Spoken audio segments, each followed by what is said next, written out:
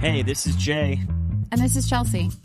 Welcome to the Shifting Perceptions podcast. We are bringing you inspiration to live a more creative lifestyle because our favorite people are the ones that choose the path less traveled. Hello, everyone, and welcome to the 42nd episode of the Shifting Perceptions podcast. Are we in for a treat today? This week's episode was with the one and only Todd Thomas, otherwise known as Speech.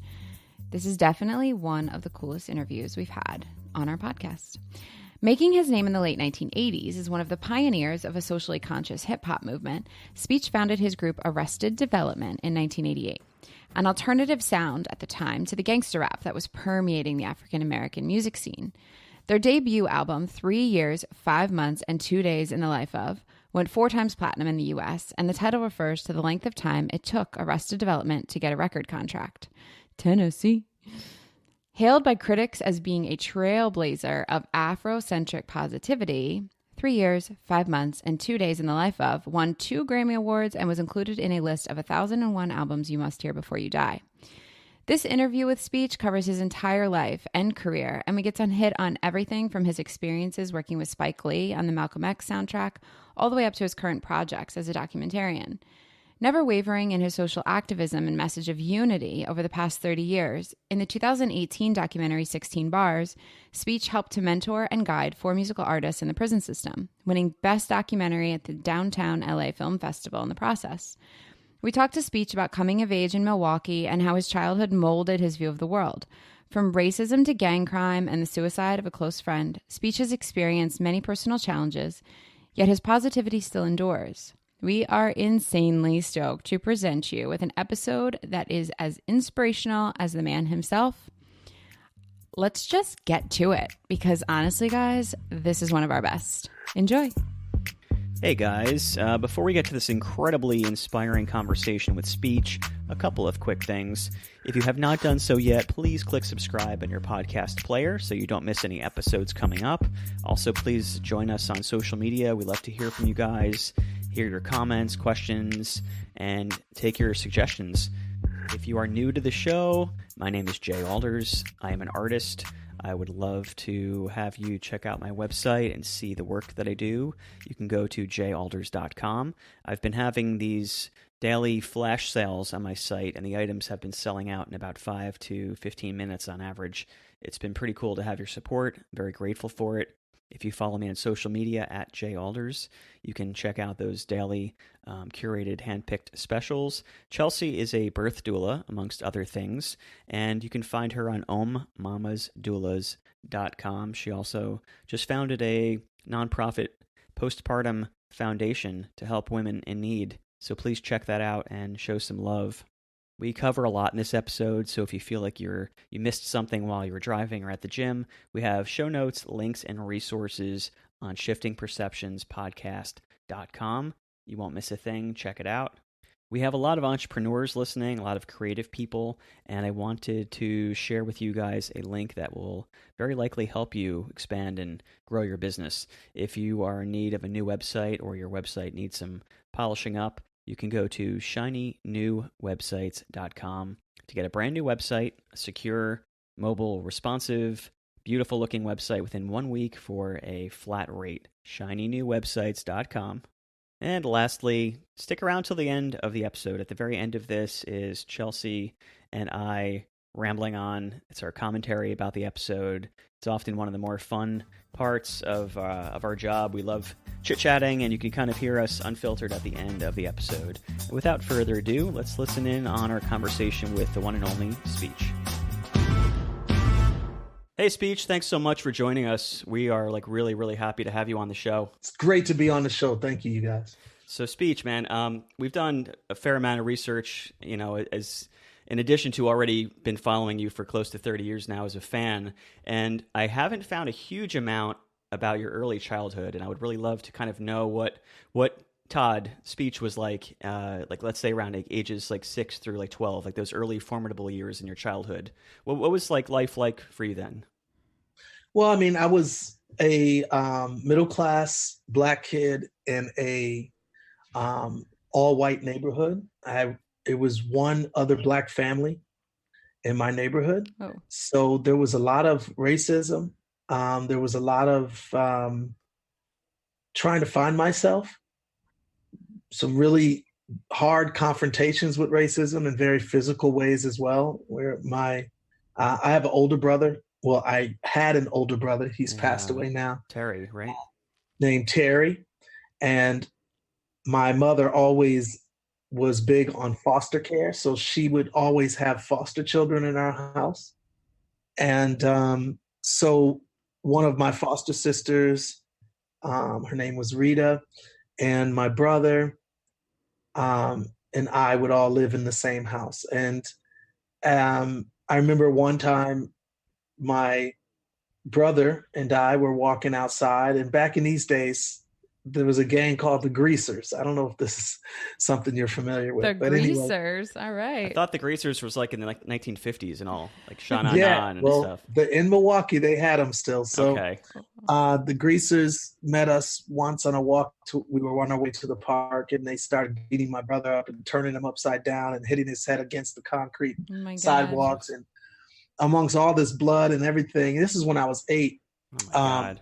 I was screaming, and none of the neighbors were helping. And my sister, who was a foster sister, Rita, heard the screaming and started running down. She was older than me and my brother, and literally started to fight the gang members off, and they ran off. Oh my God. And that was just one of the situations. Probably one other one that stands out in my mind was I was on my way home from school. It's probably around 10. And I lived at the bottom of a hill, so I could see my house from pretty far down the hill. If I was looking at my house, I could just see it from at the top of the hill, put it that way. And so I was walking down, and I saw something strange at the house. And then when I finally got closer and closer, I realized that we had a beautiful picture window in the front of our house that led to our living room, and that had been smashed out, and somebody had taken the furniture from our living room and put it on top of the roof. And so when I got there, I realized that obviously the house had been vandalized, and there was swastikas on the door and so on and so forth. And I was often by myself at this particular time in the day. My mother was working full time. She owns a newspaper, in fact, the largest Black newspaper in Wisconsin.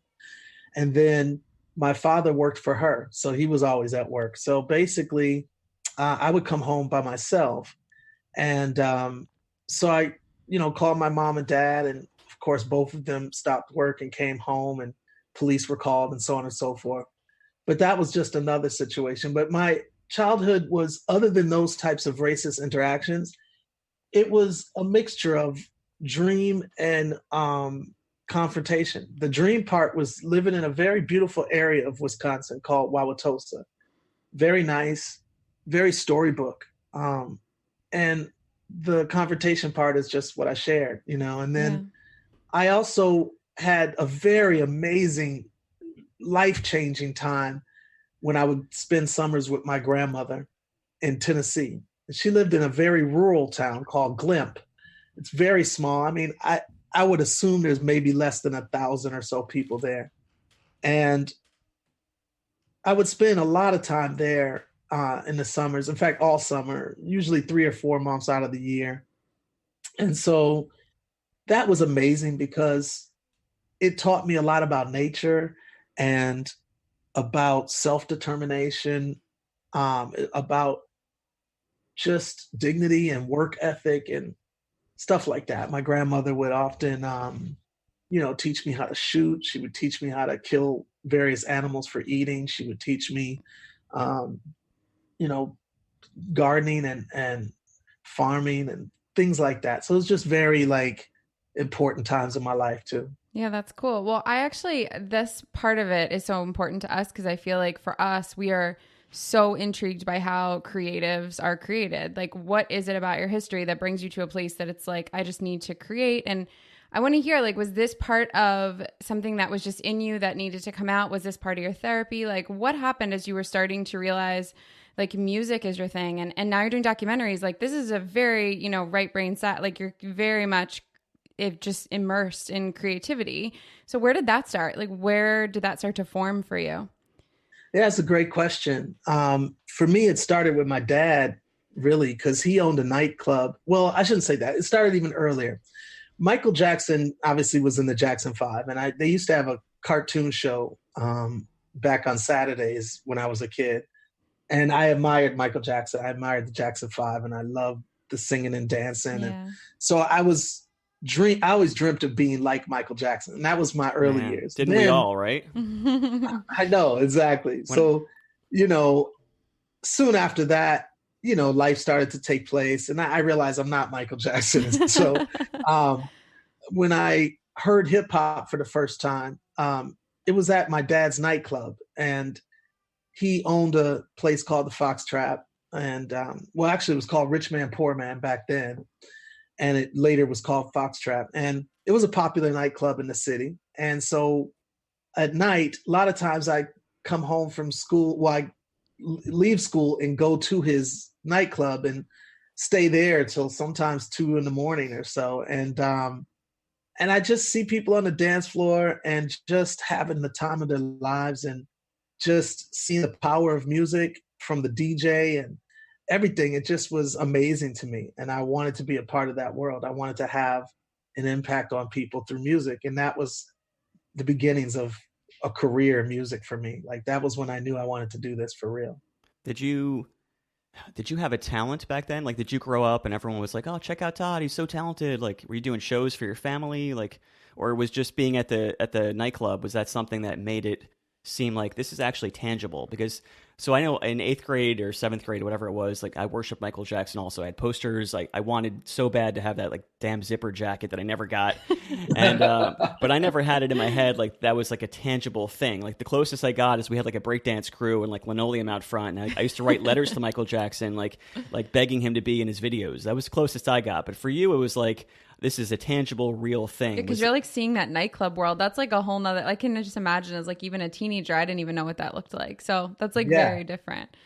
No, it's different. I mean, the nightclub world is amazing. And Jay, just to piggyback off of your love for Michael, I did used to wear my mother's Afro wigs, and I used to perform for neighbors, when I was around 5 or 6. So I do remember those times. But my nightclub times was when I really started to take it seriously, because I started learning how to DJ from one of the resident DJs at my dad's club. His name was Kenny B. Okay. Kenny B will forever be a hero to me. He's a great young man at that time. And he took time to speak to this little 12-year-old kid and really just sit down and teach me stuff that most older people didn't want to spend time. I think they probably thought it was going to be a waste, but he didn't. And he just spent time teaching me how to DJ. And so as far as talent was concerned, that was my first talent, was DJing. And, I became a DJ at that nightclub at age 13. Wow. About a year later, I started spinning here and there and at the nightclub. And then I would start doing parties throughout the city of Milwaukee. So that was like my thing. Were you like scratching records DJing, or just DJing, like mixing records? That's actually the reason why I got a chance to spin, was because at that same time, hip hop was becoming a thing. Yeah. And the DJ Kenny B didn't come from that era. So if you're old enough to remember, DJs used to play a record, let it fade, and as it was almost all the way faded, fade in another record. Sure. It wasn't on beat, none of these things. So the styles of hip hop is how I was DJing. I was mixing in things on beat. I was scratching things in, cutting things in, stuff like that. So that was my sort of claim to fame. And because I was young and of that generation of hip hop, it made me relevant to the older people that was dancing, and they loved it. They loved what I could do. So it was cool. That's cool. Didn't they try to capture this generation in that? What was oh my God, what was that amazing Will Smith's show? son's show? Which show was it? Holy smokes, I forgot. What's the name of that show? That I think he was in Chicago. I don't know. It was only out for like a season. It was so good. But yeah, there's the same thing. They were trying to learn that hip hop scratching, which is. So was your? Oh wow! No, I never saw that show. Oh my God, I'm gonna have to look it up and let you know. What were your like musical influence? Was this like the Sugar Hill Gang days? Was this like Houdini? Like who was like your thing then? Who was your North Star back then? Well, Sugar Hill Gang was the first rap record I ever heard. It was Rapper's Delight, and I just was blown away. And then soon after that, Grandmaster Flash, Adventures on the Wheels of Steel came out. Yeah. Grandmaster Flash and the Furious 5. All of those guys were like the first, inspirations, Funky 4+1, so on and so Cold Crush Brothers, so on and so forth. So stuff like that, Crash Crew. So a lot of the older Sugar Hill Gang catalog was my initial introduction. And then after that, things like graffiti rock and Beat Street and break-in and all of these types of movies would become inspirational. But then also just seeing Grand Mixer DST on the Grammys with Herbie Hancock was mind-blowing for me, because that was the first time I ever saw scratching. And that's what allowed me to scratch, because I didn't know what they were doing on record. I knew I loved the sound of it and I knew it was amazing, but I was totally clueless as to how to actually do it. And so when I saw Grand Mixer DST, for many that are old enough, that was their first time seeing scratching too, if you weren't from New York or from that area. Do you remember that Rocket video with Herbie Hancock? That like tripped me out as a kid. It was so freaky. 100%. I mean, that song was literally revolutionary for me, because again, without seeing how he was doing it, I was able to hear scratching, which I was like, what in the heck is that? And it just blew my mind. And when I heard Grandmaster Flash Adventures on the Wheels of Steel, which is a record from Sugar Hill Records that he literally scratched in and mixed a bunch of records together. And I literally was blown away to hear a record, and I'm playing a record that was the recordings of someone playing records. So it was just mind-blowing. Like, just that concept was so fresh to me. Isn't that crazy to you now? Like when you see, I don't mean to be like in my day, but like when you kind of see how it's done now, like you just don't see that appreciation for that stuff. Like that's like such a funny thing. People don't realize how much they're missing. I mean, there is so much sacred skill and talent that is put into recording in our days, that it just is a talent that's just gone. It's a thing it's rare. I should say that it's not gone. I know. I feel like it'll full circle, just like everything else does. Like suddenly everyone will be like, I want to go back to this. And I hope so, because that was very, very special. And even the realities of just going to the record store. Yeah. And for me, at least, smelling the records, the smell of a record store was exciting to me. And then to look at the records and play the records and just look at the album artwork while I'm listening to the record. I mean, all of this was a ceremony. It was an amazing time that made music so much more than just what I hear so many people say now. Yeah, I like track 6 or track 2, or I don't even know who sings this, but I love it. Or I don't know who plays on any of these songs, but it's cool. It's just so much of a different level of appreciation. Yeah. Well, and to parallel this, so I'm actually 10 years younger than Jay, so he's that's why he's more on par with you with some of these band names and things. But some of your early inspirations, what was the album cover that like it was like part of your artist? So Jay's a fine artist. So I'm a painter. I'm a visual artist, and I grew up same thing, looking at my dad's albums, and one album in particular that stood out to me was Marvin Gaye's album with Ernie Barnes's artwork on it. Amazing. And I became familiar with that, like most people, from watching Good Times as a kid. Yeah. And watching Dynamite. Like that was like one of the shows I related to, even though I didn't grow up in like an urban black neighborhood. Like seeing JJ's journey as an artist and trying to make it, and seeing his artwork, like that has like an impact. Has had an impact on my art style just from growing up looking at those albums and watching those shows. And yes, I could totally relate. That was an amazing piece. I was very influenced by like a number of different artists, but some that stood out is all of the Funkadelic and Parliament material. I mean, they were very outlandish. George Clinton was just thoroughly outlandish in what he would present, and it always had a thorough theme that was also present in the music itself. So it wasn't just a cover that was sort of separated from the music. It was all this big sort of journey. Like, what was the new journey? It was almost like a TV episode, basically, or maybe even a TV series more so, where you could pick up a, Motor Booty Affair album from Parliament, for instance, and on the cover is George Clinton supposedly riding 2 dolphins, for instance. And then, you listen to the record and it's all about this world, this underwater world of all these various characters and Sir Nose who can't swim and he's forced to swim and all of this stuff. And it's just like this world. And that was to me mind blowing as a young boy. Yeah, like it painted this whole picture and story as opposed to just like having a single, and like it's just a different world. Exactly. Sure. It was an album experience. Yeah. And that's what I also loved, was that every song wasn't expected to be a single. And it wasn't corporate driven. I mean, I'm sure it was to some extent that, you know, you needed to sell records, but it wasn't, the first thought wasn't trying to beat your numbers per se. It was art. And it was music, and it was a journey. And it was, like I said, a TV show. So there was a lot of emotions as you listen to the music, and it was really great. Yeah. Well, so I can see this just as we're talking through this time period for you. Like, this was not only molding that creative side for you, but talk about, because you've always been super involved in politics. So what was starting to form as you were kind of seeing the world around you in politics for you?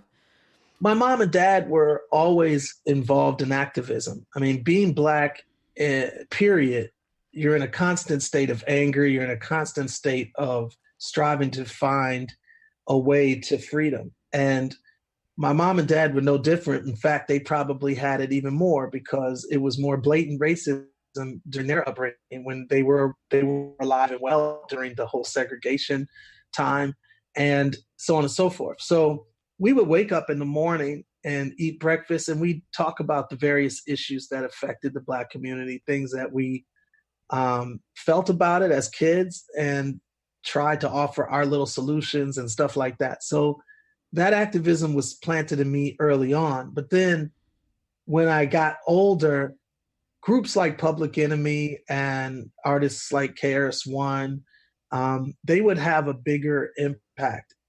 You know, they would, I think, tilt me over to make me actually do music with that style.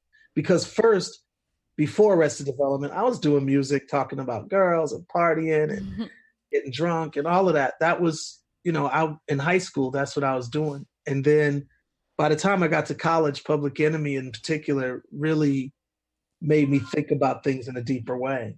And of course, KRS-One with songs like You Must Learn or My Philosophy, where he for the first time sort of challenged the main group at the time, Run DMC, and was just like, oh, okay, you can challenge things. You don't have to just go along with the pop culture narrative. You could actually challenge that narrative and decide if something should be different, and things like that. You know, I was learning through hip hop.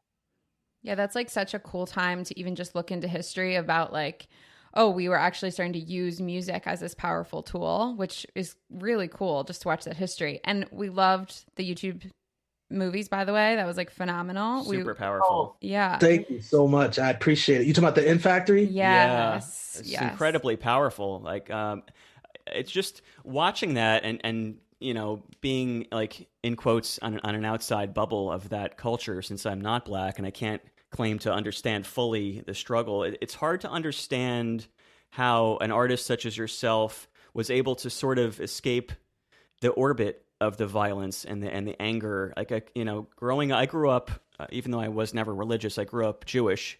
And even though I can kind of be camouflaged as a white person with that identity, I definitely experienced a lot of hatred and violence and threats and things of that sort. You were like one of two Jewish kids in your school, I right? was one of about 3 or 4 kids that didn't celebrate Christmas, and it was, even though I was still like, you know, white, you know, I still had this outsider, you know, underdog thing, but it's obviously a lot harder as a Black person to escape that sort of pull. How as an artist did you, and how do you advise young people of color to escape that anger that I would imagine everyone must cope with in that sort of a culture? How do you escape that? Well, I actually don't tell people to escape it. I tell them to embrace it, embrace that anger. And then once you embrace it, channel it, because a lot of times anger gets a bad rap. You know, anger many times is the catalyst for great movements and great, you know, change. And people have to first get angry. If you're not angry, you're likely not going to do anything about it. So take Black issues off the table for a moment and think about cancer and how it wreaks havoc on a person's body. And if you don't see that firsthand, which many of us have, you know, through relatives or loved ones, I know I have, put it that way. And it makes me angry to see the degradation to the body and the spirit that that disease does to a person. And then when you apply that anger to find out, what can I do? I don't want this to happen to everybody and or to anybody else if I can do anything about it. And that's when the catalyst for change starts to happen. I just tell people to channel that anger.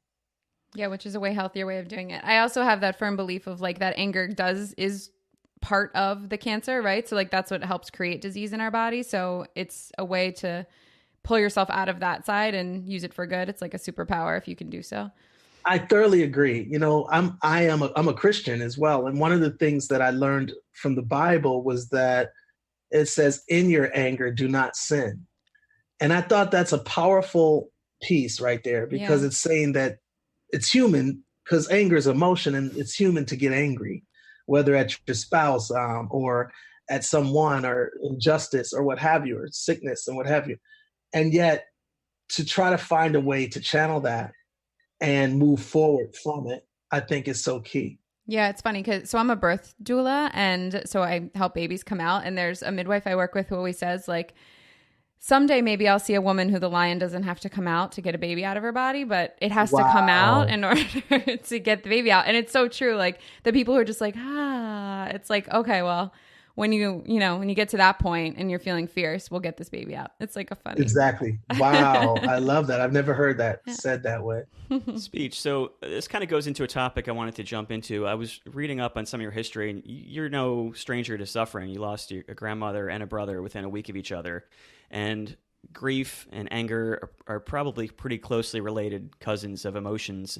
And I'm wondering, as a creative person, as an artist, what your take is on, is suffering necessary or helpful in the creative process? I know it is for me. I can't speak on everybody, but for me, suffering is where I many times feel the biggest need to write, and it's also when the writing takes the biggest, it means the most. It's the most powerful when I'm angry. There's times that I'll write when I'm really, really happy, and it's cool. But I think the times when I'm suffering, I should say, not just angry, but the times when I'm suffering, it's more raw and it's way easier to write. It just comes out without even thinking almost. And Tennessee, for instance, was one of those songs. I wrote that song. It almost feels like without thinking. It just poured out of me. And lyric after lyric, just thought after thought, it was very quick and not very methodical. And after I was finished writing the basic premise of the song and I'd finished all the verses and made the beat, that's when I started to fine tune it and refine it. But the initial points of it was just plain pain and suffering. Yeah. Well, so I want to jump into Arrested Development a little bit as we're starting to talk about this creative side of it. Can you bring us back to where everyone started? I mean, this is a huge group. Like, where did you guys start meeting and coming together? Can you just tell like a brief story about that? Yeah. So in the late 80s, I just come from Milwaukee and I was a DJ, as you knew, and I wanted to start rapping a lot more. I started rapping in Milwaukee, but not really to the extent that I wanted to. And so I went to this school called the Art Institute of Atlanta. And the first thing I did, first week I was there, is I created a flyer and I put it up on you know how schools have those walls where people can put up, if you're looking for a roommate or all of this type of stuff. And so I put up a flyer that said, looking for a DJ, want to start a group, so on and so forth. And a guy named Timothy was looking at it. And so I just started talking to him, and we would later become great friends and really form a really special bond. And he was a great barber. He was a great, he could line your head up like nobody. So I called him Headliner as a sort of a joke in a sense. And anyway, that name stuck and he became the DJ. And me and him would then start looking for other people to join the group. And a friend of mine named Papa John had a punk rock group called Arrested Development. And I love that name. I used to love groups I still do, groups like Fishbone and Public Enemy, as I already said. And so these groups to me had sort of conceptual names. They just weren't like, I don't know, the Beatles. Not that the Beatles is not a cool name. Yeah. Iconic. Yeah. But it wasn't just like a simple name. It wasn't like the it Fat always Boys. sort of had this deeper sort of thought to it. And so Public Enemy had a deeper thought to it, that the black man is marked as an enemy in this culture and in a racist society. And that was the thought, or Fishbone. And it's like, so I was like, okay, well, Arrested Development, that seems really just different and cool. And his band was disbanding. And so they weren't using the name. And so I was like, man, can I take that name? And he's like, yeah. So I did. And we started looking for other members. But really what we started doing was just having jam sessions. We would perform at clubs and we'd do a song or two that we had started cooking up. But then right at that point, we would also invite people from the crowd to come on stage and play this instrument or that instrument. And it became this sort of communal jam session oriented performance. And that's what, Arrested Development is at the end of the day. It's like a communal sort of family of musicians and artists just coming together and a mishmash of different thoughts and ideas and stuff like that. So that was sort of the vibe. And that's where we started. So Jay, I take my sleep very seriously. You know that. I know this. This is true. You don't mess with Chelsea's sleep. And here's the thing is that I'm a birth doula. So it's actually kind of funny because you don't get much sleep anyway. I don't get any sleep. It's really kind of crazy. The game changer for me for getting back into a really good sleep cycle has been CBD oil. For you sure. Down with CBD? So Jay did some due diligence and found a absolutely well-known, actually, right? And very phenomenal well-known brand. company that decided to actually partner with us, which we're excited about. Super excited. And Charlotte's Web. What a better fit for our first full-time affiliate, right? Like full on. We're both stoked. We've been using CBD for, I don't know, like half a year or a year. Probably coming up to a year, yeah. But it actually gets me like really back into the exact flow of sleep that I need. And I use it to not be such a stressful husband. As you can tell, it does actually help, though. I have a lot of everyday stress from work and from being a dad, and I find that it does kind of take the edge off. Yeah, so we've got some links and some codes for you guys. Yeah, so if you guys are interested in checking out Charlotte's Web CBD, you can go to jalders.com/CBD. That's going to get you 10% off everything except for the bulk and the original. And we have to say this, and I'm saying this in italics, that everything we've said has not been evaluated by the Food and Drug Administration. And none of this is intended to diagnose, treat, or cure, or prevent any diseases. So we are not doctors. We don't play them on the podcast. Once again, that's jalders.com/CBD. Don't forget to use code ALDERS for 10% off. That's spelled ALDERS. I think I read somewhere that you guys, whenever it was the full band, you actually ranged from ages like 16 to 60s. It was like a really wide range. Actually 13. Yeah, even 13. Oh my Ishi, our dancer, our initial dancer, she was only 13 when she joined the group. Oh my gosh. And were you getting funny looks hiring a 13-year-old girl? Yeah, no. And Ishi, she was always a serious dancer though, because her mother was a dance teacher. So she had a lot of discipline and a lot of maturity when it came to taking dance seriously. So she was really a great, just a great vibe, even though she was so young. Yeah. Was your sound kind of, did you all have stylistic commonalities at that point? Had you escaped like I shouldn't use the word escape again, but did you deviate from like the partying and chicks and all that kind of stuff in your lyrics? Oh, definitely. Yeah. By this time, when I came up with the concept of Arrested Development, I knew I didn't want it to just be, a party band. I knew I wanted to deal with the solutions for all the problems that we saw. And from our first album on out, that was important to us. I'm super curious where that moment happened where you deviated your lyrics to a more positive note. For me, it was as soon as I decided to leave Milwaukee and come to Atlanta. For me, it was necessary to recreate myself because Milwaukee, it was a utopia in some ways, and as other ways, as I already explained, it was extremely, hard. And at the same time, it was becoming more and more dangerous the longer I was there.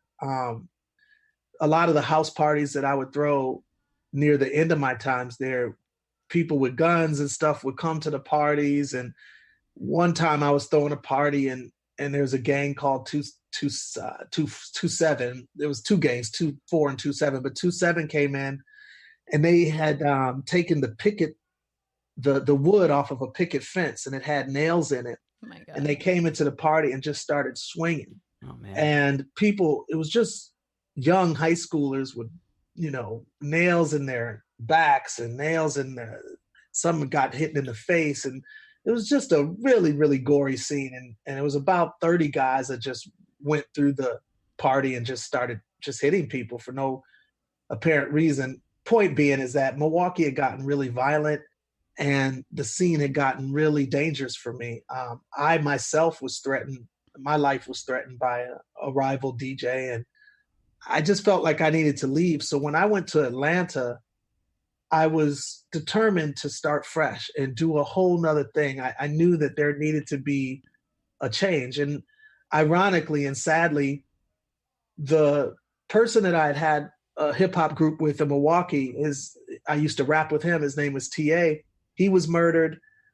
One of the DJs I used to work with was murdered. Well, he actually killed himself. And so it was a lot of violence that was coming towards me, and I knew I needed to change. I knew I needed a change of location, but also a change of mindset. And so Arrested Development was all of that for me. Wow. So that's like, I can just picture that time of like you jamming on stage and feeling like, did you have times later in your career where you're like, man, to go back to those days, like this was such a turning point in your life, and like you had to have seen something so beautiful coming together? It was amazing to see the change.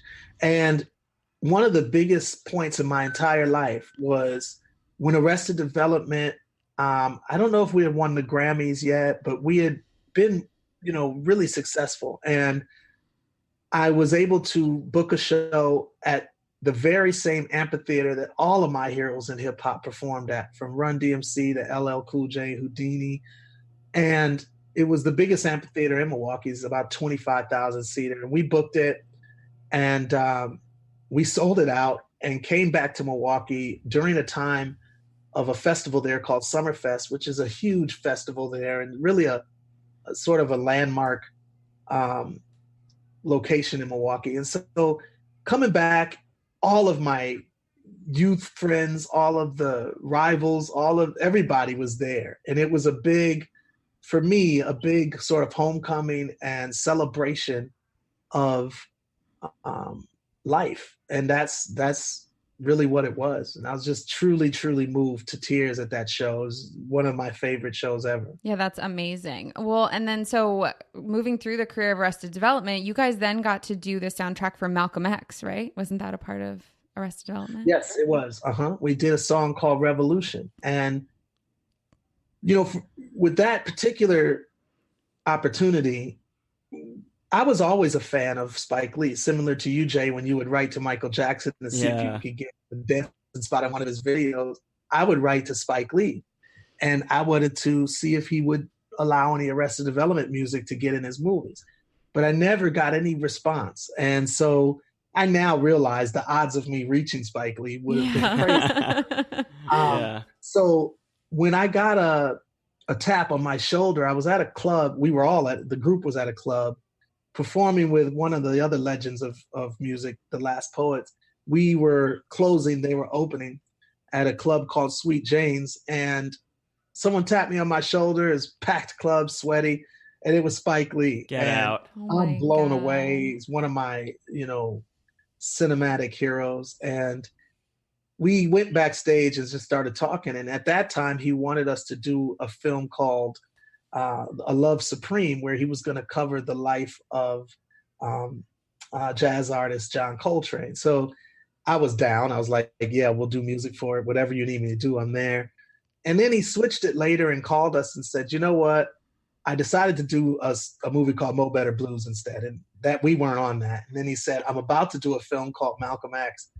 Would you be interested? And I was like, of course, I'm there. So that was how we got a chance to meet Spike Lee. And it's funny, I was talking with Chuck D, we're friends now, and he was telling me that, I actually got the call to do the Malcolm X film first, and we couldn't do it. They were going through some stuff with one of their members, Professor Griff. And so he said to Spike, you should go back to Speech and see if he'd be down with, him and his group be down with doing this. And that's what Spike did. And so I was really grateful again to Chuck D once again for recommending us. And yeah, it was incredible to do that film. I have a question about just kind of the phase of your career that you're at and all the stuff you've seen. Like, you just casually throw out names like, yeah, no big deal, just hanging out with Chuck D and Spike Lee. Like, I've been to concerts with some professional music friends that I have, and it's often some of the least favorite concerts to go to when you're with another musician, because a lot of the magic is sort of gone. I've gone to shows with some friends, and I'm like looking over to them, and they're like kind of looking around, like picking apart every nuance of the show and the performer and the song. And do you still have the magic alive in you, not only with the actual music itself, but even if it's someone that you've befriended over the years, can you still kind of put yourself back into like the zone of just being a fan and seeing the magic of holy crap, I'm really hanging out with this person, even though that person is a friend? You know what I mean? Yeah. No, I don't think so. I think I'm more like your friend that you were just describing, because I can't hear music the same anymore. Right. And I also can't see shows the same. So like when I do see a show that blows me away, that's because it truly, like, it has risen above, for me at least, just all expectations. It's like, wow, they are putting on a great show. And that does happen to me, but it's not common. And so for me, it's rare that I can even go see a full show of anybody. It doesn't matter who the group is. There's a few artists, that I can actually see their entire show and just be absolutely inspired and blown away and want to go home and just like, be better, and just inspires me to be better. But it's not most artists, to be honest. Well, so who are a few of those? I want to hear your favorites right now. Prince has always been my favorite artist of all time. Yeah. Beyonce does an incredible job. Michael Jackson. So it's some artists like that when they put on a show, it lets me know the level of excellence that is attainable. And it's like, wow, it's ridiculous. And don't get me wrong, there's other musicians that I've toured with, like, baby, who did I tour with on bass? I'm sorry, I'm forgetting his name. Oh, Victor Wooten. Yeah. I went on tour with Victor Wooten, and every night was a night of thorough inspiration and musical genius. Yeah. And not with just him, but his brothers as well and the other musicians. So it was just, so those are some that I can mention. So we're choosing Beyonce over Jay-Z, huh? We're just going to throw that out there. Well, it's funny because I think Beyonce is an overall better performer. Yeah, she is. And I think Jay-Z is a better, well, of course, he's a lyricist, and she's not, to my knowledge, but right. He's an incredible lyricist. I'll give him props on that. But yeah, she performs better than he does. So like when you're at these rare shows where you can kind of step out and actually really enjoy yourself, does that inspiration often get kind of does the line get fuzzy between inspiration and jealousy ever, or comparison? Like, how do you escape the eternal artist struggle of like the battles of the ego? Like, I'm better than everyone, I'm not as good as anyone. Like, how do you cope with those struggles, or how do you advise other artists listening to cope with those? Yeah, I mean, for me personally, like if I see somebody that's amazing, I feel like that is the very fact that I've had a chance to witness them, the blessing of witnessing them, tells me that I also can do better. And so it doesn't make me jealous of them. It makes me more inspired. Like, I love being inspired by excellence, like not just in music, but in any area. And when I see it, I'm rarely intimidated by it, and I'm more so drawn to it. I want to be around it more. I want to see what they did, and and how to do mine better, knowing that I'll never be them, literally, but I want to do what I do better because of what they've presented in front of me. So I will say, like, when I toured with Victor Wooten and I got back with my band, like, because I toured with him for about a month or so, and during that tour, we performed with Prince at Paisley Park. Oh my all God. types of incredible lifelong dreams. And, oh my God. And so when I got back with Arrested Development, boy, did I ever feel like we sucked. I was like, this is the worst show right now. Like, and it wasn't, but it was just from a relative standpoint, Sure. The musicianship of being with Victor Wooten and his band, and then being with my band, which we're not known for, like, ridiculous musicianship. We're good, but we are known for hip hop, and the concepts and the things that we bring, we feel like we're excellent at. But when it comes to like just sheer musicianship, like shredding on a bass or on a guitar or piano, that's not what we're actually known for. And so, I know that, but coming right after the tour, it was just, I just felt like, oh, we suck, So I did feel that for a while. It only took probably around 2 or 3 shows to realize our own brilliance, like in our own category, Yeah, it's like readjusting your ear as you're exactly. It's like coming from a very bright room going to a dark room, or vice versa. It's like it just takes a second to get reacclimated. It's like, okay, yeah. That's kind of like, so it's kind of related to your documentary in a way, because hip hop culture and a lot of the negative aspects of it, like your documentary talks about, so much of that is really due to comparing. And social media, you have access to like seeing like the, in quotes, the greatest or the coolest of everyone. And that's just not reality. And I think that's another difference of growing up, like, when you and I did, is there wasn't this constant in your face of like, this is what this guy got, this is what that girl does. And it's just a lot different. And I think that comparison can be really toxic. You just had people like Michael Jackson to look up to instead, which is awesome. But like, good role models. That's all. I agree. I do agree that the social media world has only exasperated, a lot of the things that I discuss on the In Factory. And, the In Factory is a very deep and, complex, issue being dealt with. And I'm really glad I was able to do that. I felt like I was the guy that was meant to do that piece, because even from our first album with Arrested Development, I've been talking about this difference between the NIGGA and the Black man, or the African. And there's a difference, and one is sort of created to wallow in oppression, and the other is oppressed as well, but is created to fight against it. And it's a mindset. It's a thing that I've been talking about since like our song People Every Day, where I talk about, my confrontation with this dude that I describe as a NIGGA. And it's like, that concept goes perfectly along with what I would later do as a documentary, 20 something years later.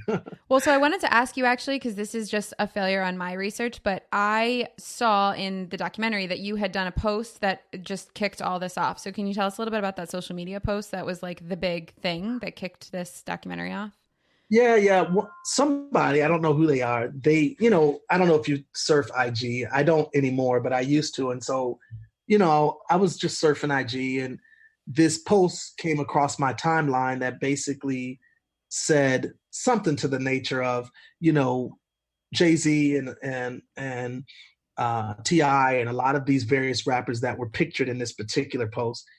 These guys a lot of them have built their careers by, degrading women, by talking about violence towards other Black men, pimping and things of this nature. So it was just basically saying to me what's actually quite obvious. And I reposted it, and I added my own comments, which was really just because, I'm sorry, the picture was celebrating their success. I think they were at a Rock Nation pre-Grammy party, and they were toasting, I think, and they were just basically celebrating success and having big records, making millions of dollars, and so on and so forth. So I think what my post was basically talking about was keeping perspective, which is some success is not to be always celebrated. Like for instance, if I kill a bunch of people and steal their money and I'm rich the next day, I don't know if that's meant to be called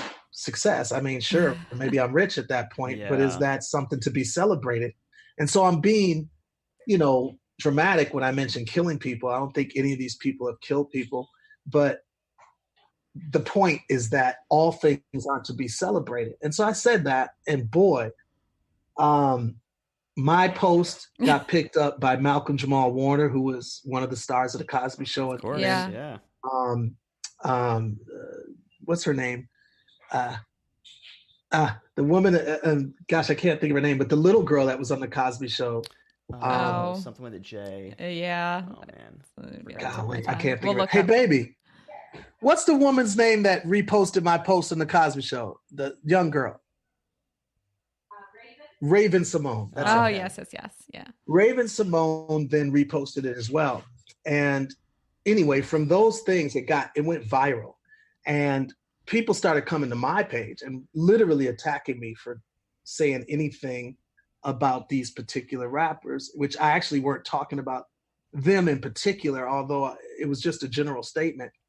But yeah, it got very, very heated. And so it got covered by every TV show at that time period, from Wendy to The Breakfast Club with Charlamagne the God and them. And then, I mean, so on and so forth. And I know what it is. I mean, like, Black people in America in particular, we have this situation where we realize we've been oppressed for so many years, and there's so many injustices that happen against us that stop a lot of us from reaching the full potential that we could reach. And at the same time, when there is people in our community that do reach that certain height, whether it's a millionaire status or billionaire status or whatever, we're very protective of those people, and sometimes to a fault, without really analyzing what's got them there. And then other times, rightfully so, we're protective of them. And so I understand why many people were attacking me, but many people were also on my side. And it was a pretty big post that sort of sparked this whole thing. And then I decided to do the N Factory as a more of a concerted effort to really explain what I mean about this whole degradation piece and the whole NIGGA reality. So in that creative side of your brain, was this like, did you have fun with this? Like, it feels like this is a project that you would be like, wow, I was meant my whole life to make this project. Like, it feels fulfilling, right? Was this a big one for you? It's fulfilling. And yeah, it was fun, like doing the filming of me, because we had a lot of fun just on set. Yeah. But the research was deeply painful. Yeah. And it was deeply sad. And so it was tough. And at the same time, you know, like shooting it, like once you're done with the research, then it starts to get a little more fun, because, you know, it's just the creative aspects of doing it. But the research was tough. Yeah. Were there parts of that you feel like you learned a lot? Like there was a lot you didn't know about your own history? Yeah. I learn a lot every time I do research on anything. Like, for instance, now I'm on the speaking circuit and I'm about to do a speech on the N Factory. And even though I did the documentary, I learned more as I just researched certain things, and things that I've thought for years. As I research to make sure that they're actually factual, I learn things constantly. And that's what happens when you do a documentary. You just, or at least for me, you constantly learn things that you go in there thinking you already knew, and you learn so much more. So it's a great process. For people listening that haven't yet seen the documentary, can you give them a synopsis, maybe some facts that you learned that you didn't know about, so people can have some incentive to go watch it? So the N-Word Factory is a 3-part mini docu-series, and it documents a 400-year marketing campaign against the image of Black people, waged by a white supremacist organization of the past that consistently goes on into today's times. So it talks about the very early days of this country being born, when the Declaration of Independence was signed that said, well, all men are created equal. And yet at that time, Thomas Jefferson, for instance, would have 175 slaves. And so all men weren't obviously created equal. And there was a problem that even those that were founding this country realized. And so many within that community started to form reasons to justify Black people being subservient. And it became a marketing campaign that would talk about our intelligence being less than white people's intelligence, our work ethic being less, which is amazing. And considering that we were slaves. Yeah, seriously. It's kind of ridiculous. But these things would go even further than just average sort of racist talk. It would go into the textbooks and the college circuits and universities and so science ingrained journals. in everything. Yeah, that's the horrifying part, is that it's so deeply ingrained that we're still working very hard to uproot it, right? Like it's just in That's there. correct. And so it is still an issue that we deal with today. I want to talk about the creative side of you, and there's a few things I want to know about, and I'll kind of throw them out there, and you can jump on whichever one seems interesting. But I'm curious the difference between you as a performer and you as a creative person, and I guess it's kind of related to if Speech and Todd are the same person, or are those sort of like, do you kind of identify those two personas as different beings, almost different souls? For me personally, they're all the same. I don't even know if Todd exists anymore. Okay.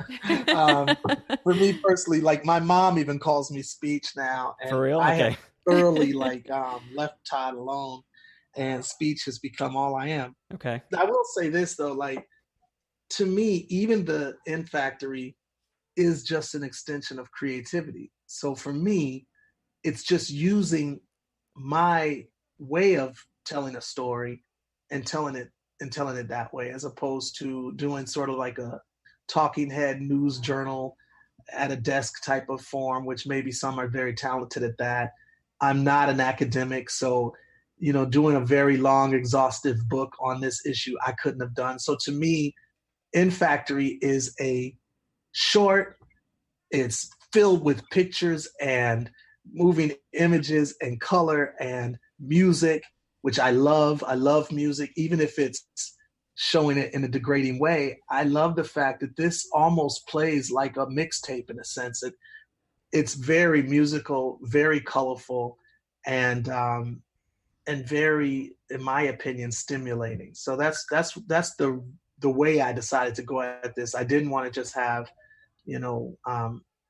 it to be thoroughly academic without showing those other sides. Yeah. Well, so on the tail end of this, have you seen, like, are you still writing? Are you still actively writing lyrics? And are you seeing them change if you are? I am. I still do write a lot, actually. And I do see them change to some extent. It's been very tough being a conscious artist in the new landscapes that have taken place since the mid and early 90s. So like the new landscapes, it began to be where consciousness was just sort of relegated to the sidelines for a while. And that was like in the 2000s and stuff, when Lauryn Hill and, Wyclef and them had huge successes. But after that, you sort of didn't see too many conscious artists get that type of acclaim. Yeah. And if they did, it was the minority. And then it's now gotten to a place where conscious artists literally don't have a place at all in the mainstream. I don't hear any conscious hip hop, and I'm speaking of hip hop primarily. Right. But even pop culture music either. Now there are songs that may speak generally about something, like for instance, the new Lion King movie has a song called Brown Skin Girl. It's a song that just basically is uplifting people or women of color and girls of color.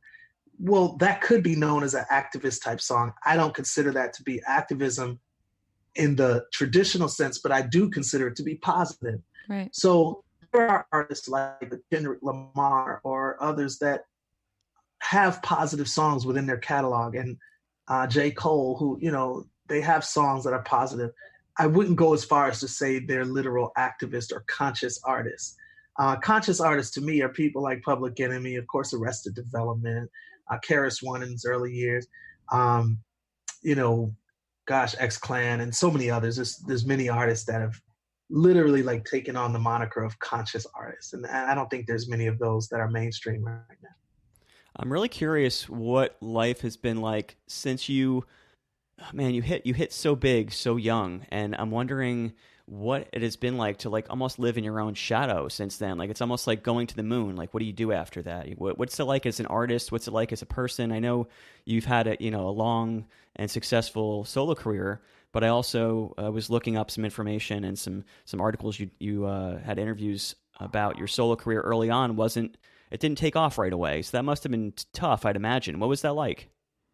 It was extremely tough because of the success. You're right. Living in the shadow of the 3 Years, 5 Months album is a tough thing to overcome. And at one point, I really thought about suicide. I was that depressed. Wow. And it was at the point when I was making my first solo album called Speech. It was just self-entitled. And when that album came out, it sold about 15,000 copies compared to 4 million of the first Arrested Development Oh record. my gosh. So it was very depressing and very tough. And I really had to reevaluate and decide, who am I as a human being? Forget as an artist, forget as a celebrity, just as a human being. And then also reevaluate my relationship with arts and music. And I was over time able to do that. I also became a disciple of Christ, a follower of Jesus. That was instrumental to me changing and wanting to live life.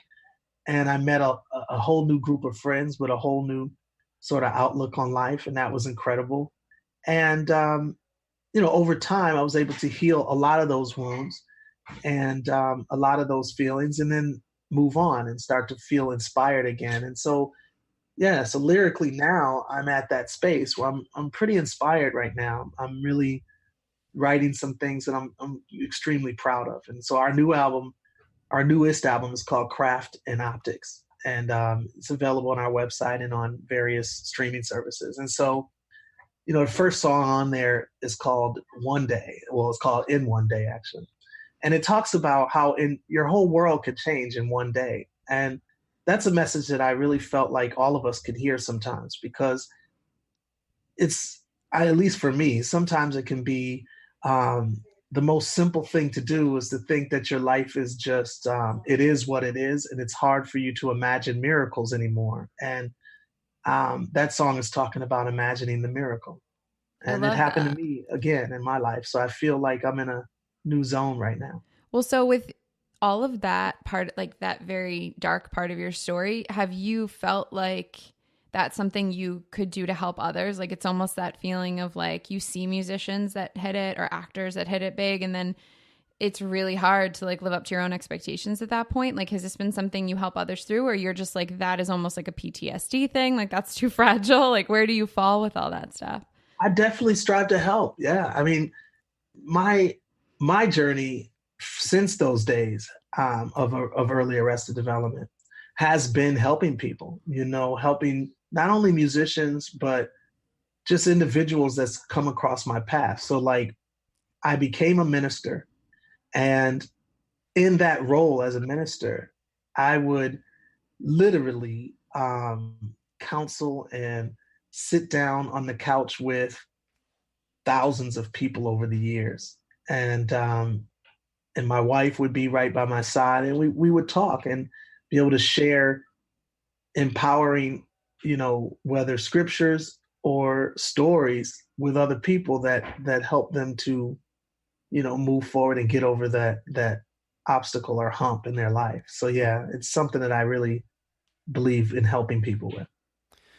I'm just imagining you at the top of your game, like in the early 90s, and you're self-identified as this conscious musician, and yet even in like the background of it, you so identified with being a conscious musician that when you lost it with your solo career, or you seemingly lost it, you were contemplating suicide. It's just crazy how the human mind works, where you focus so much on love and consciousness and energy and good vibrations and all that stuff that made your music, and yet when it was pulled from you, the message of your own music almost killed you. It's crazy, isn't it? Yeah. I think for me, it was the sheer weight of feeling like a failure. Yeah. That had me considering suicide. Right. So I owned all of that false thinking of failure, and I owned it, and I took it on, and I took it on by myself, because that's just where I was at the time. And I think that's really what happened, more so than the consciousness sort of weighing heavily on me. I think it was just the false perception of, this is my fault. Right. Yeah. I also picture just like you putting the weight of that conversation we just had about when there's these Black icons that rise up, like you're in this position of like, I'm this person, everyone's looking up to me, and then if I don't hold this stature in this place, I can't do good still. Like, it's almost this feeling of like losing your power. Yeah, right? losing that power. Yeah. Yeah, and I think that that's true too. I think that plays a role in it. There is a very real challenge, I think, for any human who goes through this, where if you're able to, if people will take your call at a certain level in your life that you never thought would happen, and then after a while, people stop taking your calls or people stop responding to you. And it's a slow burn. It's something that happens over time. And it's like it's very tough. And if anybody has ever lived through that, it's a tough thing to go through because it makes you constantly reevaluate who you are. And it's because you're putting all of your eggs into what people perceive you as opposed to who you actually are, regardless of what people perceive you as. And that's what I was doing. I was putting my eggs in that basket of, okay, well, I'm one of the greater writers, of this time, or I've written one of the 500 best rock and roll songs of all time, and on and on and on. So you think about the things people have said that are just amazingly cool, and then you hold that, and it feels weird when people aren't thinking that about you anymore. Yeah, for sure. Well, I also want to see that. I want to talk a little bit about that combination of politics and music for you.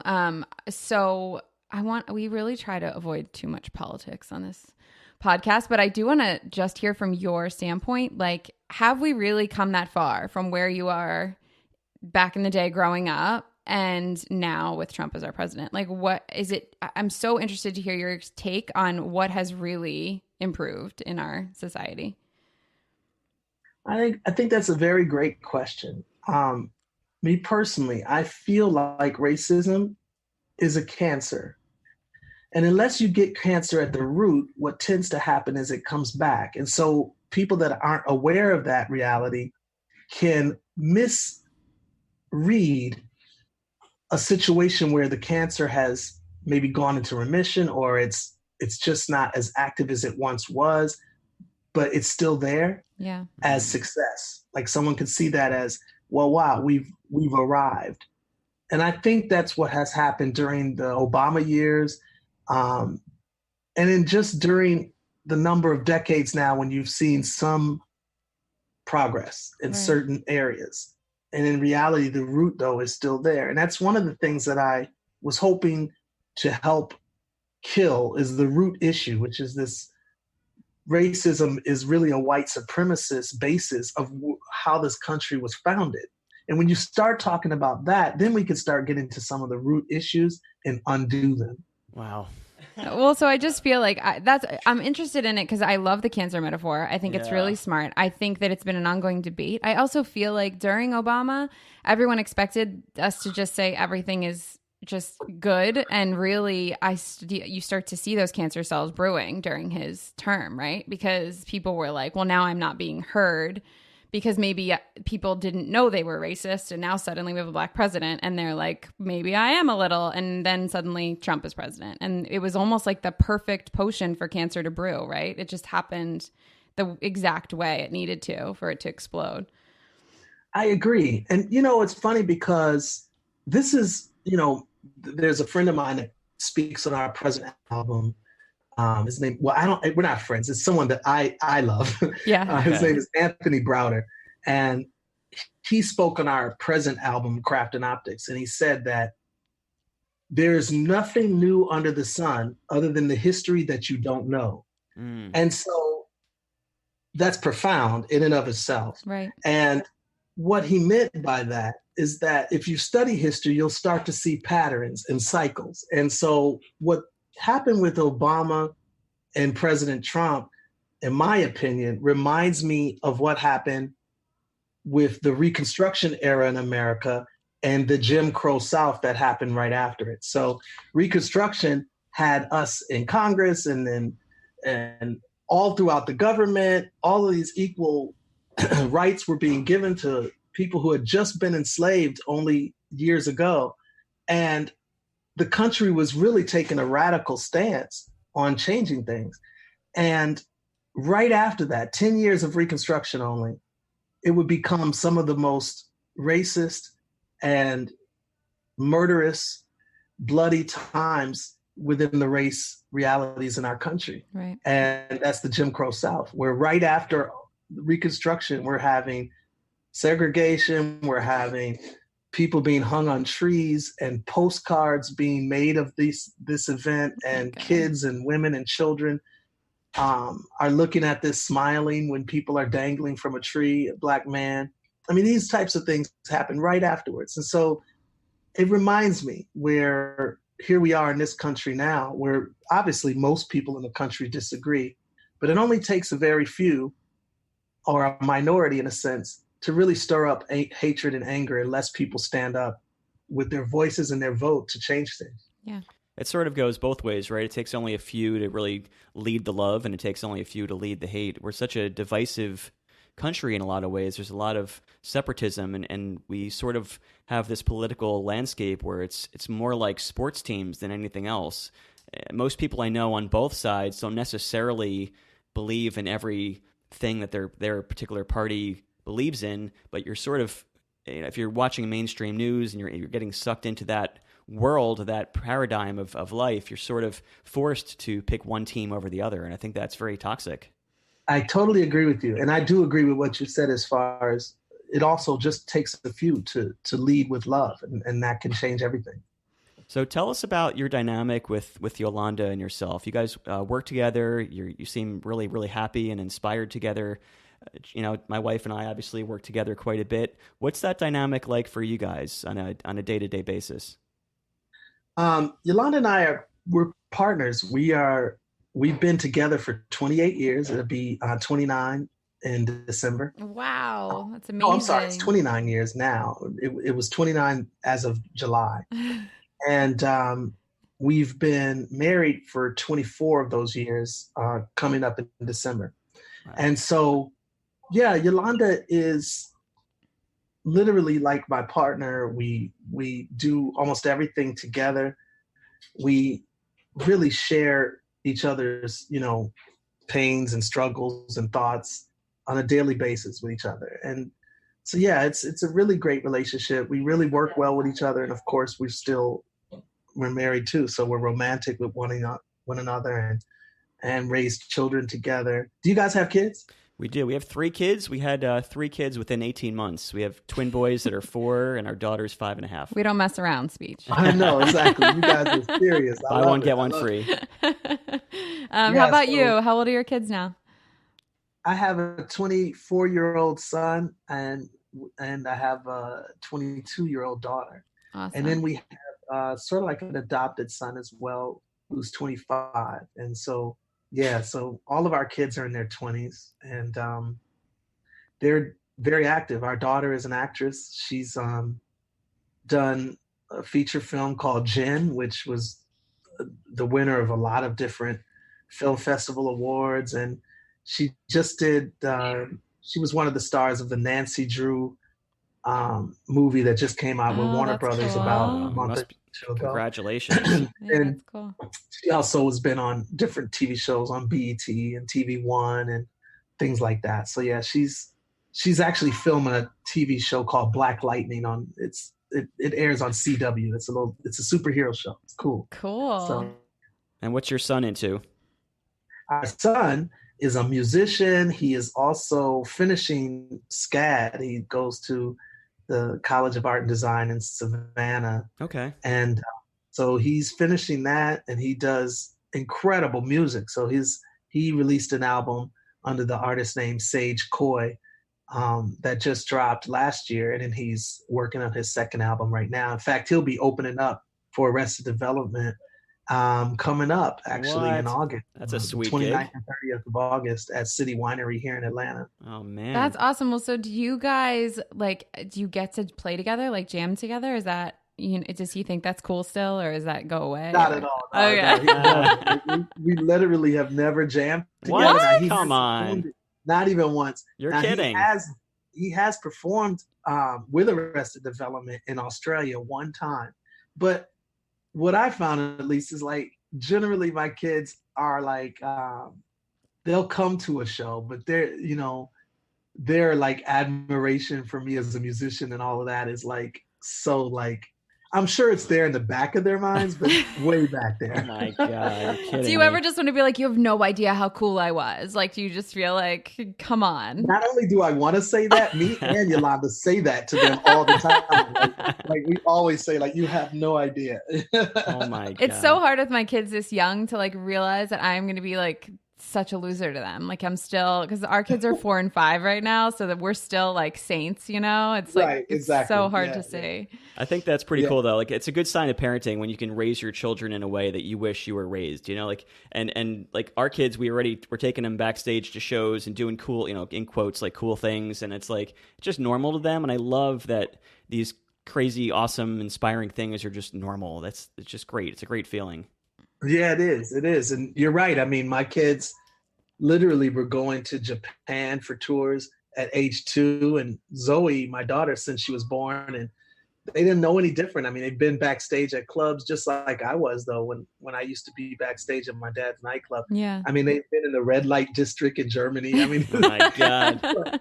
they've seen a lot. Like, it's amazing. But I personally think it's great because it gives me and Yolanda a chance to talk to them about so much. Like, my children have seen so much that it doesn't entice them the way that it does a lot of people who don't get to see so much. Yeah. I mean, they've seen a lot of the world, and they've seen a lot of different types of people. Like, their mom and dad don't just like hobnob with the rich. I mean, we're around everybody. So they've gotten to see so many different types of human beings. And I think it's great for their character. Yeah, it's amazing. It's like biggest priority as parents, right? That we should be diversifying everything in their lives. Like that's definitely, so cool. yeah, letting them see things. Yeah. And they get to hang out with like Uncle Chuck D also. That's pretty sweet. Exactly. How does your speech, how has your creative process changed from back in the day when you were like in your early 20s, like, you know, killing the charts, you know, partying probably more, and to now? How has that process changed? Was there drugs involved back then? Has your creative process shifted? Nah, I never was a drug dude. Like, so Okay. because I was around my dad's nightclub, I never was in awe by getting drunk or getting high. So I Okay. never did get drunk. I'd never been drunk my whole life. I'm 51. What? Or almost 51. I've never been high. I never smoked a joint. So it's like, so I guess to answer the question, I mean, technology has changed my creative process. You know, when I was starting off, we didn't have, you know, recording equipment, much less Pro Tools or anything like Yeah. that. So, I mean, things have changed drastically from the early days of creativity to now. But yeah, from a like inspiration standpoint, I never got drunk or high. So it's not my thing. It just never was. So Yeah. what kind of hacks, like mind hacks, do you use to kind of tap into the zone? For me personally, I love seeing other art. So I might go online and look at various art, whether it be fashion, whether it be locations, photography, you know, art design, like different art covers, maybe some music videos or videos of some sort that are creative. These are the types of things that can inspire me and like sort of help me get in the zone, maybe sort of like the equivalent of, you know, rolling up one or something to get into a zone. So what would be like the most surprising thing for fans to hear, just as far as like, oh, I went to see this music. Like if you ever just like dove into like opera or something totally outside of your norm. Nah, I mean, I don't know if people would be surprised or not, but I love jazz, like Blue Note style jazz. I listen to that a lot. I love sort of like spa music because my mind, I'm a very tightly wound person by nature and my mind can race. And so many times I'll listen to like music that people listen to while they're getting a massage or something, like just to come down. Yeah. So I do things like that, but I don't know if that's surprising. So yeah, that's sort of like my thing. Yeah. So can you tell us about Victory Spot? Yeah, my wife and I, we had long been doing things to empower artists, like help them to know that they have more choices than what's out on mainstream. So we used to do conferences and things like that. And then my wife had the idea to use this building that was abandoned. We owned it, but it was abandoned. It wasn't being used. And she said, why don't we use it for our art school? And I was like, great. So we renovated it and we opened up 4 years ago. It's called Victory Spot, and it's a place for young kids to claim victory in their dreams for the arts. And so basically started off with young kids. Now we have adults. I mean, it's everybody from our youngest is 4 years old and our oldest is 47. Wow. That's kind of like Arrested Development. Yeah, exactly. Yeah, it's like a mini Arrested Development situation. Yeah. That's really, really cool. And that's in Atlanta? Yeah, it's in Fayetteville, Georgia, which is the south side of Atlanta. It's also where we live. And there's a lot of art schools on the north side in the Atlanta area, especially in Marietta, which is north of Atlanta. But there's not a lot of opportunities for people to really learn, professionally at least, learn the arts on the south side. So we decided to open up. And it's been great. I mean, we're learning a lot. We've made profit since day one, which is great. But we're still learning and striving to be an even better school. But so far, it's just a place of all heart, a lot of soul, great instructors. I don't teach there personally. I just go in to motivate, but we have instructors from the music industry. I mean, the drummer from Outkast did a class. We have actors and actresses that are presently on television right now doing, as main characters in shows. So we have like people of all walks of life that are teaching, but they're all professionals, so it's great. Yeah, that's cool. Before we finish, I wanted to let you know that one show we were telling you about, it's called The Get Down. It's Jaden Smith's show. It had like a couple of seasons, and it was like about like hip hop's early days in New York City. It was super dope. Oh, okay. I do know. Yeah, The Get Down. Yes, Jaden wasn't in it though, was he? I thought he was in it or produced. No, I'm pretty sure he's in it. I think he's in it, right? Yeah. Oh, okay, sorry. Then yeah, I haven't seen that. Okay, cool. It's so good. Check it out. So we ask one last question for everyone. So if I had to drop you back in your childhood kitchen, what's the first thing that comes to mind? There's this thing called Argo starch, and it's like laundry starch it's like little chunks that you put. I guess you add water and then you put it in your iron and you use it to iron your clothes. Okay. Well, my mother was addicted to it as a food item. What? And I know. Yeah, she used to eat it. And so we used to have box after box of Argo starch. And I used to eat it too because my mom ate it. So I just started eating Argo starch. And so in the kitchen as a little kid, like maybe, 4, 5, 6, my mom and I would just binge on Argo starch. Oh my God, what does that even taste like? It's very chalky, as you could imagine, and then it's also a little sweet. So it's crazy. I don't know. I have not had that urge since I was probably like 8 or so. Okay. But yeah, I haven't eaten it since. But if you were to drop me back in those days, that's the first thing. I love it. So Argo starch is not like your creative secret or anything. No, it's like that's your drug of choice. No, that's not. Not anymore. Awesome. Yeah. Man, Speech, thank you so much, man. So I just wanted to let you know, I saw you and I had the good pleasure of seeing you guys in '93 when you were at the top of your game at Lollapalooza, and it was a show that just stood out to me still, like almost 30 years later. It was amazing. So to get to have this opportunity to talk to you just kind of shows me that the universe is I don't know, rewarding me for something. So thank you for that. Man, I thank you guys. It was actually a pleasure to talk to you. I don't like a lot of interviews, but I love this one. So thank you, man. What's what is next for you, and what can you plug for everyone to check out? Please go to my website. It's speech. It's called brotherspeech.com. And it has everything that I'm passionate about. You can really help, by donating even $1 to 2 of the things that I'm doing. It would really help. One of them is helping men who are coming out of prison and they need to get reacclimated into society. Well, if you could donate something to that, it's on my website. And then also there is a college fund that my mother and I started when my brother passed away. And it's in his name. It's called the Dr. Terrence Thomas Scholarship Fund. If people would ever want to check that out and throw a couple dollars that way, it would be very appreciated. And it helps young Black kids in Milwaukee to go to college and to go to universities. These are people who are doing well in school, but just don't have the money. Awesome. We'll put that in our show notes also. So we'll link through beautiful. to all of that stuff. So thank you so much, Speech. Thank you, Speech. You guys have a great day. You too. Hey, Chels. Hi there. So that was a pretty cool episode with Speech, huh? So freaking I'm still amazing. sort of blown away by it. I know. We were like on a high for a few days. It was a really fun interview. And he had fun too, which was very cool. It seemed like he did, right? Yeah. I've been such a fan of their music for such a long time. And I think like Tennessee and Mr. Wendell have been in my head.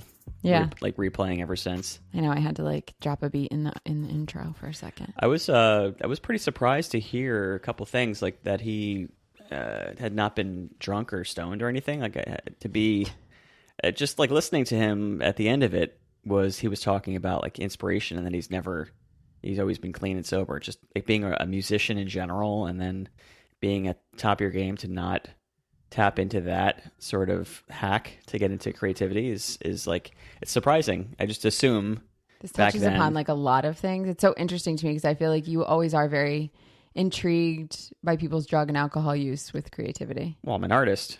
I know, but it's like shocking to you that people can get there without not help. That people can get there, but that, you know, to be like in your early 20s, super successful, very creative, and not have taken that path. That's like admirable, For sure. but surprising. Yeah. Like I didn't avoid that path. It's not surprising that he was like, if we go back, he was raised by the parents he was raised by those. So then you like see, like it really is like, yeah, like so much of it is what were you surrounded by as you were growing up, and there it is. We had a little bonding over some 80s hip hop. I know. I was like, you guys were speaking a whole nother. I was like, oh, I was one. There's like a lot of. You weren't one. You were a few years old. You were walking, and you were toddling. Yeah.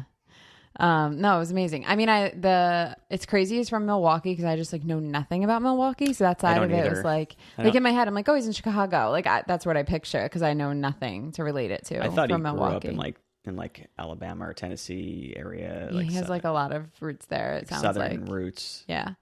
And he lives in Georgia now, so I assumed. Yeah, so that was interesting. But yeah, the whole Michael Jackson thing was cool for me because I definitely worship Michael Jackson big time. Yeah, well, I mean, which is weird. I remember as I was telling the stories about like worshiping Michael Jackson, I remember clearly my dad completely making fun of me for it. Really? Yeah, because Michael Jackson, looking back, was pretty weird, very like crazy talented. And I remember, so I was. But so was Madonna at that time. Like that was just like the way, and everyone that was like the pop. But to have like I'm not justifying it all, but my dad's like very old school. Yeah. In a lot of ways. But I would think he would have been, your dad also was really into music. So I just would think he would have appreciated it. But he grew up like with like, Elvis and Zeppelin and the Doors and like man's rock type stuff, right? And then all of a sudden there's this crazy guy, like feminine guy with a one white sparkly glove doing crazy dances. Like, but he also had all of Michael Jackson's albums. But it was probably the fact that I like poo-pooed his music for like my younger years. Yeah.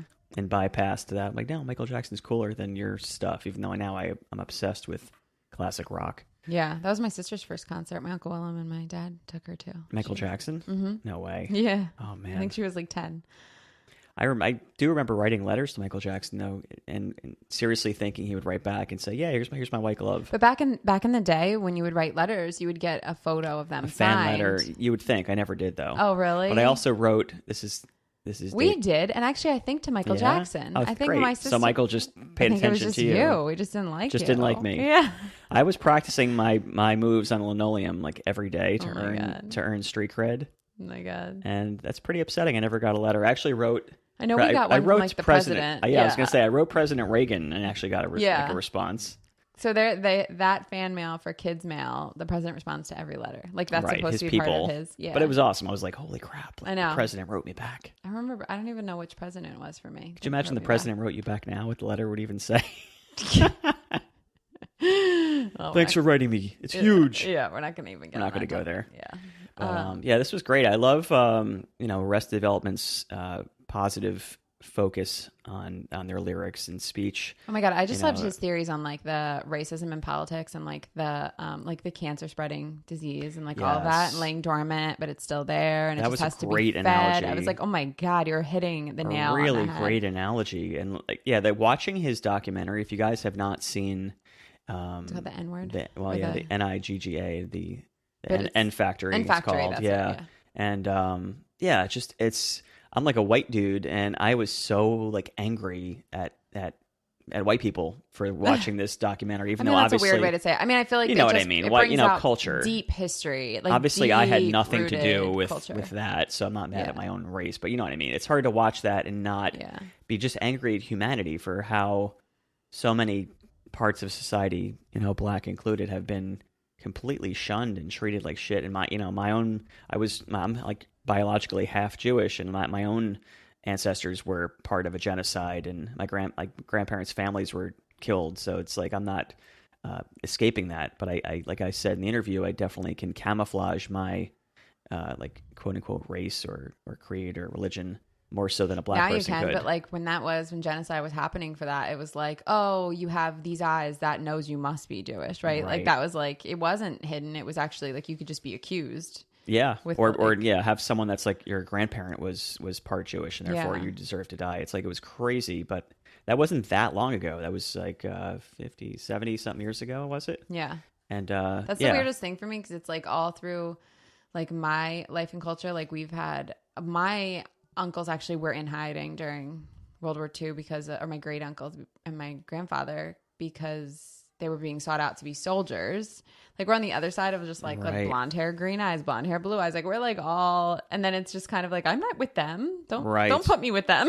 That's really frustrating. Just the lumping together of labels today, like right now. And this, I mean, always, for sure, always, but still in 2019, that we just lump together people in like labels. Like you look like this, therefore you're that. Your last name is this. I feel like I'm just like I'm deeply empathetic. I don't think I could be a doula if I wasn't. And so like no matter who you are, like I'm putting myself into your shoes the minute we talk about your story. So it's just like, not that I could, I wasn't raised with any of these hardships. I didn't have any of that stuff. But I do feel like it's people on both sides, no matter what your history is, that are going to be like, we all have to come together to make the difference. It's not like, oh, I'm not affected, Yeah.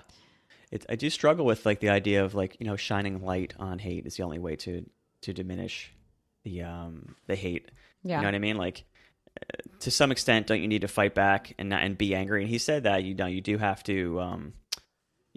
to not ignore the anger, but to channel it in a positive way. Yeah, which I love. Like that's obviously the way we live too. I think you struggle with it when you're watching the news and politics for sure. Right. And that's why we have to like totally black it out for ourselves and just try to just be part of the good stuff. I think it's just a very fragile time right now with all these like camps with children and like the borders. Oh my God, yeah. There's just like a lot of really awful things going on. And it's bringing up all of these topics is just the only way they're going to get out there. So that's the bringing up, like maybe you have to get a little angry.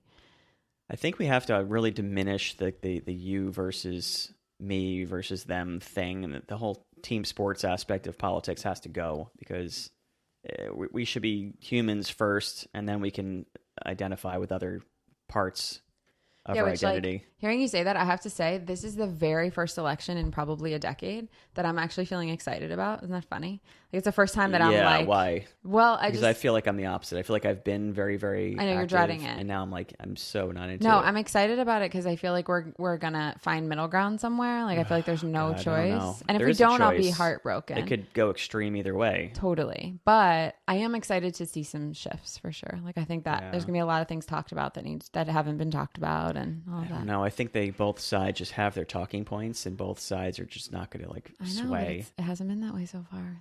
The current debates that are coming up are really looking good. Yeah, but who's going to actually get to become the nominees? No, right? I know. It's actually like a lot more fun at this phase when there's like 10 on each side talking, because then they're like actually talking about things that are interesting. I'm just glad I'm not watching the news because I get so sucked into it. You're like you're on a tipping point right now. I can see it. You're like, should I open it? I know, it's so fucking tempting. It's like an alcoholic staring at like a shelf full of vodka. It's like it's right there. Well, just like for backstory, we watched Madam Secretary, and we love that show, and she had an episode about detention camps. Yeah. And they do that sometimes. They work things into like. I got so mad, and I'm like, "Can you believe this?" Like, I know, and Jay's like, "Wait, what's really going on?" And I was like, "Oh no, here he goes." Yeah, just like I can't watch the news. It's so toxic. It makes me so angry, and it just I know, but like, how is anyone that's good going to change all the bad things for sure if they're not paying attention? But on some level, like I am not a politician. I'm not doing something, whether for good or bad. I'm not really in a position to change something. So me watching something, it may get me more informed, and I could vote That's differently. like the reason people don't vote is because they think they Well, I'm can't still do going to vote. anything. I'll like learn, like, Yeah. I'll learn before I vote. But like, to get sucked into the politics for the and next drama full of year the and a next half, year, yeah. like when there comes to like an action of voting or an action of doing something, I'll do it. But to just get sucked into the gossip, like, they're all so full of shit. I know. Like all of them. I know. But anyway, I'm going to so stick to total being an tangent. artist. Yeah, I know. I'll stick to being a doula, and we'll just go from there. Got to do what you're good at and what you're where you can make the biggest impact, I think. Yeah, for sure. So for me, it's painting pictures and being a dad and whatnot. Yeah.